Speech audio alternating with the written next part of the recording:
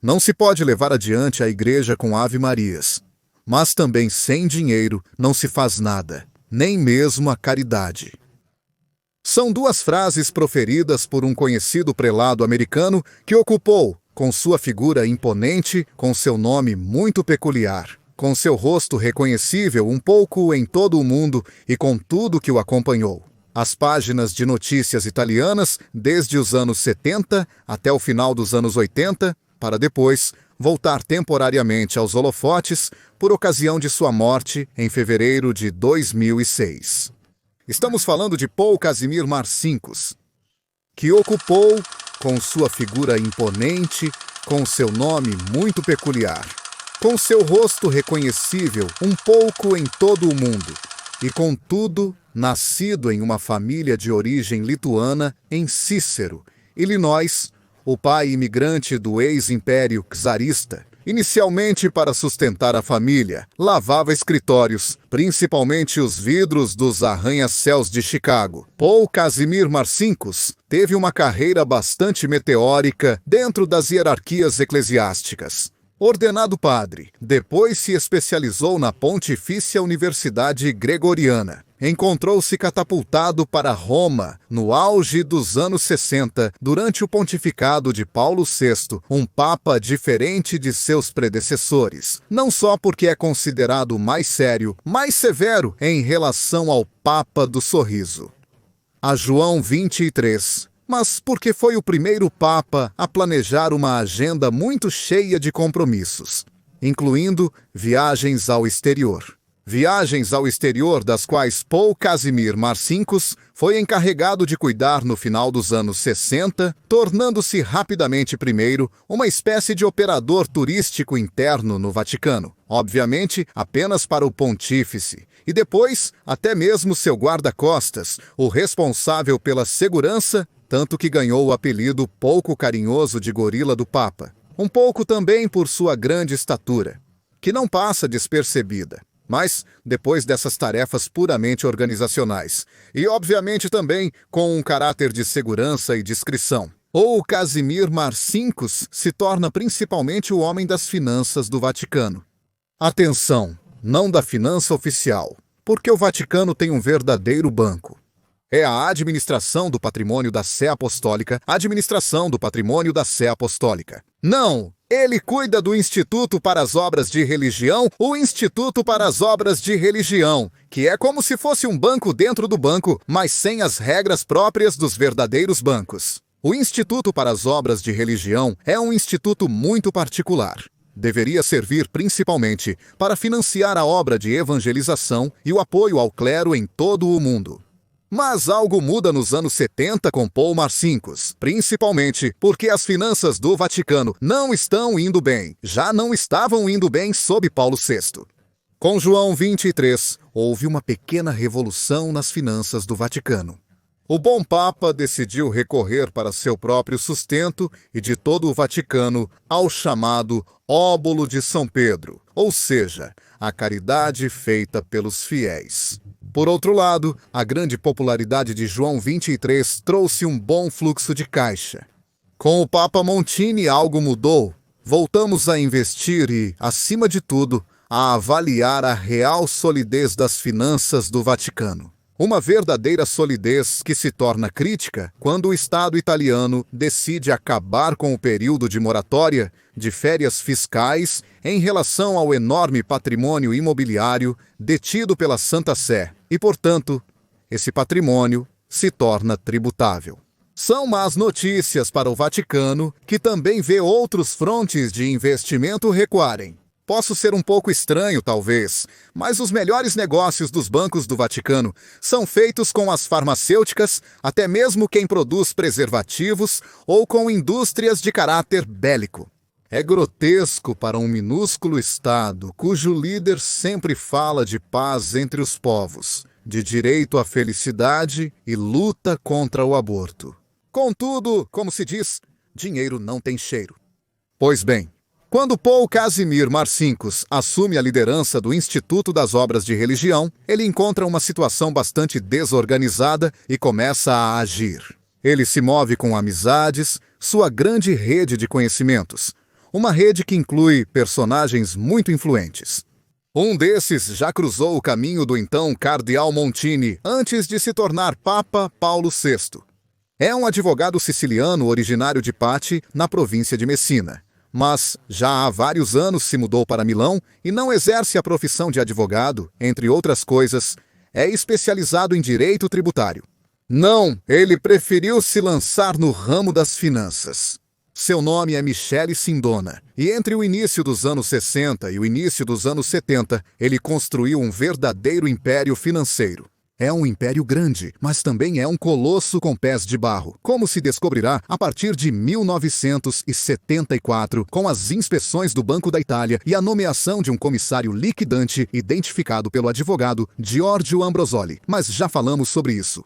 Michele Sindona apresenta Monsenhor Marcinkus a um círculo restrito de banqueiros, leva-o ao Continental Illinois Bank de Chicago, mas também o apresenta a outro banqueiro em ascensão, Roberto Calvi, que naqueles anos escalou toda a hierarquia interna do Banco Ambrosiano, a joia da coroa da finança católica italiana, e agora está pronto para se tornar o verdadeiro dono. Essa tríade, Sindona, Calvi, Marcinkus, torna-se dona de grande parte dos movimentos financeiros, não apenas na Itália, mas principalmente no exterior, abrindo financeiras ou bancos que operam no mercado externo, como o Cisalpine Overseas Bank de Nassau, posteriormente renomeado Banco Ambrosiano Overseas. O que é esse banco? À primeira vista, parece simplesmente uma filial estrangeira do grupo Ambrosiano. Na realidade, serve para bombear dinheiro para fora da Itália e redistribuí-lo em uma galáxia de empresas, algumas fictícias, algumas vazias, as chamadas empresas sombra, nas quais esse dinheiro desaparece no nada. Mas então, para que serve essa rede que é construída por Sindona, Calvi e Marcinkus? Veremos depois. Enquanto isso, Paul Casimir Marcinkus tornou-se bispo e, com ambições de alcançar o cardinalato que, no entanto, nunca encontrará, ele se depara com vários problemas. O primeiro é a morte de Paulo VI, que morre no verão de 1978. Em seu lugar é eleito Albino Luciani, já patriarca de Veneza. Um homem, Albino Luciani, com quem Marcinkus já se confrontou. Porque não corre bom sangue entre o Monsenhor vindo de Illinois e aquele pequeno minuto sacerdote descido das montanhas Belunense para se tornar o pastor da cristandade católica. Não corre bom sangue desde que alguns anos antes Marcinkus, sem avisar nem o patriarca nem as cúrias episcopais venetas, vendeu o Banco Católico do Veneto para o Ambrosiano. Marco Católico era um banco criado justamente como suporte financeiro ao clero. Um banco onde as várias cúrias episcopais, mas também os simples cidadãos, especialmente os mais crentes, depositam suas economias, tentam fazê-las render. E sua missão é justamente financiar os projetos das várias associações católicas no território. Albino Luciani não gostou dessa operação, e não é coincidência que assim que assumiu o trono de São Pedro, o novo Papa que escolheu o nome de João Paulo I decidiu esclarecer as finanças do Vaticano. Talvez ele também queira mudar o presidente do Instituto para as obras de religião. Talvez queira enviar Marcinkus de volta para o outro lado do oceano. Ele não confia naquele homem. Também porque o nome de Marcinkus surge em uma investigação jornalística conduzida por Carmine Mino Pecorelli, o fundador da revista Observatório Político Internacional, que publica, poucos dias após a eleição de Albino Luciani, uma suposta lista de altos prelados católicos que seriam membros de uma loja maçônica secreta dentro do Vaticano. João Paulo I tem uma investigação que será concluída após sua morte e que parece ter confirmado algumas das suspeitas de Albino Luciani, não apenas sobre Marcinkus, mas também sobre outras figuras poderosas, mas ao mesmo tempo ambíguas, que operam na Cúria, como o secretário de Estado Jean Villot, Agostino Casaroli, Ugo Poletti e muitos outros. Mas, como mencionado, Albino Luciani não consegue ver os resultados finais da investigação, porque morre antes. Morre após 33 dias de pontificado em circunstâncias ainda hoje bastante obscuras. Enquanto isso, continua-se a falar muito sobre Marcinkus. Disse que ele mantém amizades com personagens perigosos.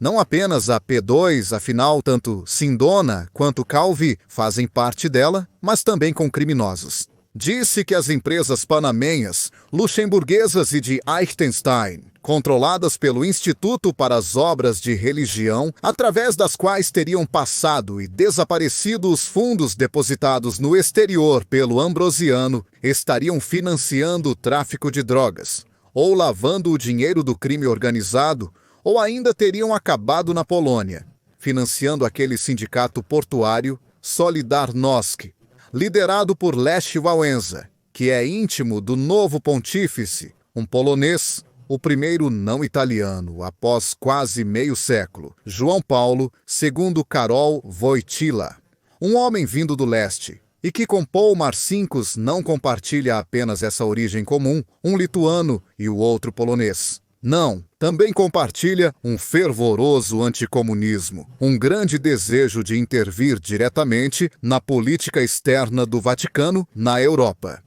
São períodos muito delicados, enquanto Sindona é procurado na Itália e vive como fugitivo na América, mesmo se hospedando no exclusivo Hotel Pierro, e enquanto Calvi começa a sofrer as primeiras consequências das operações de bombeamento de dinheiro para o exterior. Marcinkus continua a tramar para obter aquele famoso cargo de cardeal, mas também para agradar um pouco quem o financia e um pouco quem deveria lhe dar cargos superiores. Até que algo acontece, algo que se manifesta entre março e maio de 1981. Em março daquele ano, seguindo as pistas da famosa e infame lista dos 500 exportadores clandestinos de moeda, os juízes milaneses Turoni e Colombo fazem buscas nos escritórios e residências de Lício Gelli e descobrem a lista da P2. Em maio de 1981, na Praça São Pedro, João Paulo II é gravemente ferido pelo turco Ali Hashka, um lobo cinzento, um terrorista. Nesse período de tempo, Paul Marcinkus vê parte do seu poder, do que ele construiu, vacilar. Porque se por um lado a P2 é exposta e portanto se enfraquece, não pode mais conspirar nas sombras. Por outro lado, uma vez recuperado das feridas, João Paulo II tem medo. Não sabe mais em quem confiar no Vaticano. Na verdade, ele nem confia mais em Marcinkus, porque alguém lhe diz que talvez esse monsenhor tenha sido um dos que armou a mão de Ali Hashka. Verdade ou mentira, nunca saberemos. O fato é que a partir daquele momento, João Paulo II busca cada vez mais o abraço da Opus Dei, uma organização interna da Igreja com claras simpatias extremistas. O fundador José Maria Escrivá de Balaguer era inimigo dos republicanos espanhóis durante a Guerra Civil Espanhola e tinha simpatias fascistas conhecidas. Bem, esse perigoso abraço entre o pontífice e a Opus Dei traz uma verdadeira avalanche dentro da complexa situação, tanto do Instituto para as Obras de Religião, liderado por Marcinkus, quanto do Banco Ambrosiano, liderado por Roberto Calvi. Essa avalanche traz consequências. Calvi, que havia sido preso junto com todo o Conselho de Administração do Banco Central ao sair da prisão, pede a Marcinkus cartas de patrocínio, cartas que deveriam servir para acalmar os descontentamentos internos do banco, devido à forte exposição de 8 empresas, 6 panamenhas, uma luxemburguesa e uma de Liechtenstein, de propriedade do Instituto para as Obras de Religião. Estamos falando de cerca de 2.000 bilhões de liras que saíram do Ambrosiano e não se sabe o que aconteceu com elas. E o Conselho de Administração do banco está pedindo explicações. Marcinkus assina essas cartas de patrocínio, cartas nas quais se afirma que o Instituto para as Obras de Religião está ciente da exposição e reconhece a propriedade das empresas estrangeiras expostas, mas ao mesmo tempo, Calvi é obrigado a assinar outra carta, uma carta de isenção, uma carta que retira a responsabilidade direta do Instituto para as Obras de Religião. É praticamente um retorno, algo que deve voltar para o mesmo York. É praticamente a sentença de morte de Roberto Calle, que depois será encontrado morto na manhã de 18 de junho de 1982 sob a Ponte dos Fratineri, em Londres. A evolução dos eventos será traumática também para Marcinkus, que se encontrará no centro, no olho do furacão, no meio da tempestade ambrosiana. Quando o banco explode, arrasado pelas dívidas, por essa fuga de capitais para o exterior de que se perdeu todo o rastro, que tenham acabado na Polônia, que tenham acabado no Peru, que tenham acabado financiando a junta argentina, talvez para comprar os mísseis Exocet para a Guerra das Malvinas, que tenham acabado na Suíça, reciclados em nome da gangue da Magliana ou da Cosa Nostra ou de Lício Gelli. Ainda não foi tudo reconstruído. Esse dinheiro desapareceu no nada. Marcinkus, a partir daquele momento, se refugia dentro das muralhas leoninas, não sai do estado da cidade do Vaticano, porque teme ser preso e envolvido no grande processo que será instaurado justamente por causa do colapso do Ambrosiano. Mas seu nome volta regularmente aos holofotes, e não apenas em relação ao clube de golfe que se encontra na zona norte de Roma, que ele não frequenta mais, mas onde era frequentemente visto, acompanhado por belas garotas que ele dizia serem suas sobrinhas. Não, fala-se dele em relação a outro grande mistério dentro do Vaticano, o desaparecimento de Emanuele Orlandi, a garota de 15 anos que em um dia de verão desaparece no centro de Roma. Depois de algum tempo do desaparecimento, a família Orlandi recebe ligações de um homem que será chamado de O Americano, porque fala com um forte sotaque norte-americano. O americano fornece informações sobre o desaparecimento de Emanuela, informações que às vezes parecem úteis, outras vezes parecem enganosas ou até mesmo falsas. Segundo investigadores, o americano seria Paul Casimir Marcinkus. Mas qual seria o motivo dele ter feito isso? Por que ele teria ligado para a família Orlandi? Qual era o objetivo? Até onde sabemos, Emanuela não sabia. Já se passaram quase 40 anos, mas, acima de tudo, qual era o motivo de Marcinkus intervir? Talvez isso também fazia parte das tramas sobre o Ambrosiano, ou talvez fosse uma tentativa de desviar as investigações sobre quem armou a mão de Ali Hatka. O fato é que, ao longo dos anos, Marcinkus, agora reduzido a um simples bispo, mas sem nunca oficiar em sua diocese, a de Horta, é reduzido a pouco. Ele não sai da cidade do Vaticano. Em 89, ele cede o controle de Horta ao professor Angelo Caloia, e nas poucas vezes que concede entrevistas, foge de vários tópicos desconfortáveis. Ele recusa o rótulo de ser o homem que armou materialmente o IHK. Também recusa o rótulo de falido. Diz que sempre foi um servo de Deus, e que talvez tudo o que ele passou, os vários problemas devido às investigações que levaram à prisão até seus colaboradores diretos, como Luigi Menini, Paul Marcinkus, afirma que todos esses seriam testes que a divindade, que Deus teria colocado em seu caminho, teria submetido ele a este tipo de martírio singular para verificar se ele era digno do paraíso. Agora, não podemos dizer com certeza se existe um além, um paraíso, um inferno, se existe uma divindade. Cada um tem sua própria sensibilidade sobre o tema. Também não podemos dizer se, de fato, após sua morte, ocorrida em fevereiro de 2006, se Paul Marcinkus conseguiu acertar as contas com o passado, se realmente conseguiu chegar à redenção, se conseguiu esclarecer com alguém, até mesmo transcendente, tudo o que fez e todas as dúvidas que deixou para trás. E são realmente muitos. E, efetivamente, quem é que quis que impulsionou Ali Hatka a disparar aqueles tiros? Onde foram parar esses 2.000 bilhões de liras que saíram do Ambrosiano e desapareceram no nada? O que aconteceu com a pobre Emanuela Orlandi? Nunca saberemos disso.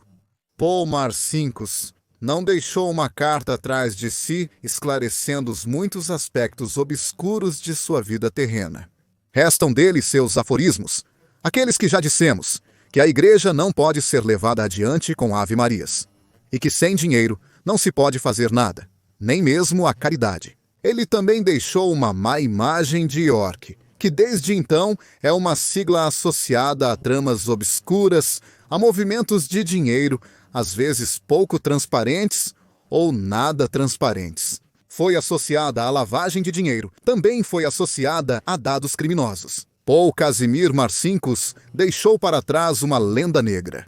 A lenda do bispo que veio da América para dar nova vida, nova luz à Igreja Católica, e que, no entanto, deixou muitas ruínas para trás. Deixou para trás, mesmo que indiretamente, um bilhete que Roberto Calvi, quando estava preso após ser detido na primavera de 81, passou para a esposa durante uma conversa.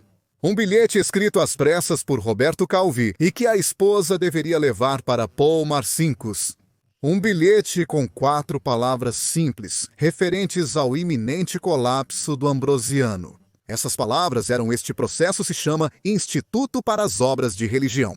Essas 4 palavras, mais a sigla Instituto para as Obras de Religião, representam talvez a condenação terrena de Paul Marcinkus, que não pagou seus débitos com a justiça, não esclareceu sua posição, mas justamente escreveu páginas da história que serão muito, muito difíceis de esquecer.